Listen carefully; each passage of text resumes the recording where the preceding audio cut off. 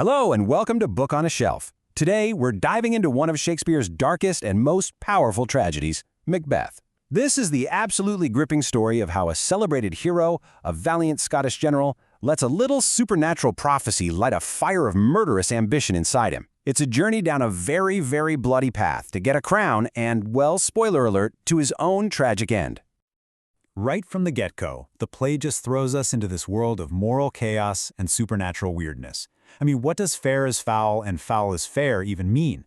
This creepy little chant from the three witches, the Weird Sisters, just sets the stage perfectly for this upside-down world where absolutely nothing is what it seems. So, before we get to all the foul stuff, let's start with the fair. In this first part, we meet Macbeth not as some villain, but as the celebrated hero of Scotland. Yeah, before any hint of treason, Macbeth is the guy you want on your side. He's the picture of loyalty and courage. He's just won this massive victory, defending his king and his country from, invaders and rebels. King Duncan himself is just heaping praise on him, which really establishes his noble character from the start. And it's right here. This is where everything changes. As Macbeth and his buddy Banquo are crossing a heath, they bump into the three witches, and they greet Macbeth with this stunning three-part prophecy. The first part? That's already true. He is the Thane of Glamis. But it's those next two predictions that are about to change his life forever. And bam, just like that, the witches start to look pretty credible. Messengers from the king show up and tell Macbeth that, hey, for being so awesome in battle, you're now the Thane of Cawdor. You can just imagine the gears turning in his head. If part 2 came true, what about part 3? With 2/3 of the prophecy now a reality, Macbeth's ambition is wide awake. And this brings us to the point of no return, where this dark little thought, planted by the witches, starts to grow into a full-blown murderous plot. So Macbeth sends a letter to his wife, and whoa, Lady Macbeth's reaction is immediate and ruthless. She's worried her husband is too full of the milk of human kindness to actually go for the crown. So in this absolutely chilling speech, she decides to take charge, calling on dark spirits to basically strip away her humanity and fill her with the cruelty needed to get the job done. But Macbeth is on the fence. He's the king's subject, his cousin, and his host. That's 3 huge reasons why he should be protecting Duncan, not planning to kill him. He knows his only real motivation is this vaulting ambition that could totally backfire. The tension is just immense as he's teetering on the edge of this horrible decision. In the end, Lady Macbeth's manipulation totally works. She questions his manhood, she mocks his fear, she really knows how to push his buttons, attacking his whole identity as a soldier. And that pushes him over the edge. While King Duncan sleeps, a guest in their home, mind you, a king who just honored him, Macbeth grabs the daggers and commits the ultimate betrayal.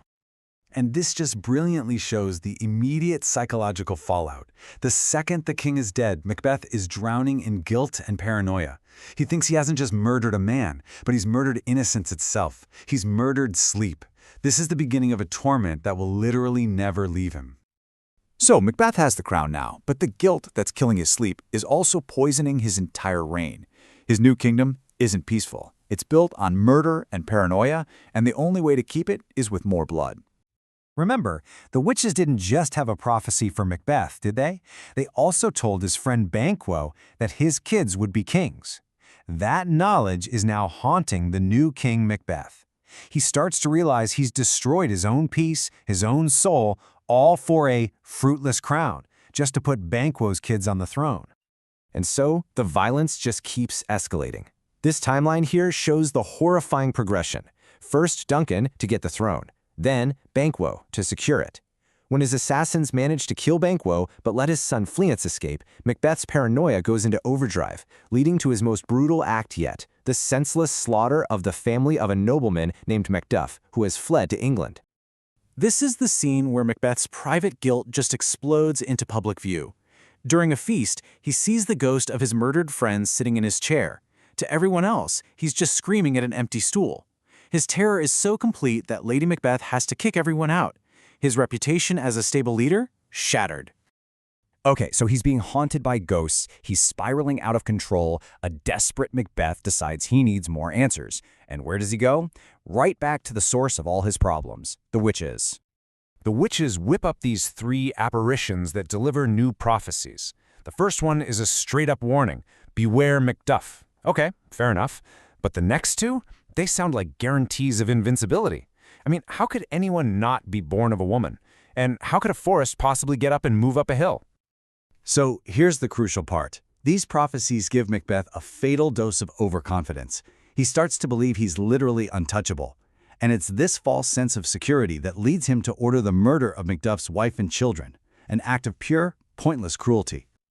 This false security sets the stage for the final act. Now we get to see how Macbeth's overconfidence leads to a spectacular, tragic ending, where all those little riddles from the witches are finally and fatally solved. As the rebellion against him gets stronger, the consequences of their actions really come home to roost. Lady Macbeth, who was once so ruthless, is now just broken by guilt. She's sleepwalking, endlessly trying to wash imaginary blood from her hands before she dies off stage. At the exact same time, the forces of justice, Duncan's son Malcolm, and a vengeful Macduff are marching to take back Scotland. So, Macbeth is holed up in his castle, still feeling pretty safe. But then a messenger brings him some unbelievable news. It looks like Birnam Wood is moving towards the castle. Turns out, Malcolm had ordered his soldiers to cut down branches for camouflage, and just like that, the impossible prophecy comes true. Even with a forest on the move, Macbeth is clinging to his last shred of hope, that prophecy that none of woman born can harm him. He confronts Macduff with all this arrogant bravado, until Macduff delivers the final devastating truth bomb. He reveals he wasn't born in the usual way. He was from his mother's womb untimely ripped, a C-section. The Witcher's prophecies were just deadly, deceptive wordplay. Realizing he's been totally tricked by fate, Macbeth fights on, but he's ultimately killed by Macduff. And with that, order is finally restored to Scotland. The tyrant is dead, and Malcolm, the true heir, takes his rightful place on the throne, promising to heal the kingdom. And that leaves us with the big question of the whole play, doesn't it? Did the witches' prophecies seal his fate, or were they just a spark for an ambition that was already there, giving him the excuse he needed to make his own terrible choices? It's that classic question of fate versus free will that makes this tragedy absolutely timeless. Thanks so much for joining us on Book on a Shelf for this deep dive into Macbeth. If you enjoyed it, please don't forget to like, share, and subscribe to the channel. And definitely stay tuned for our next episode.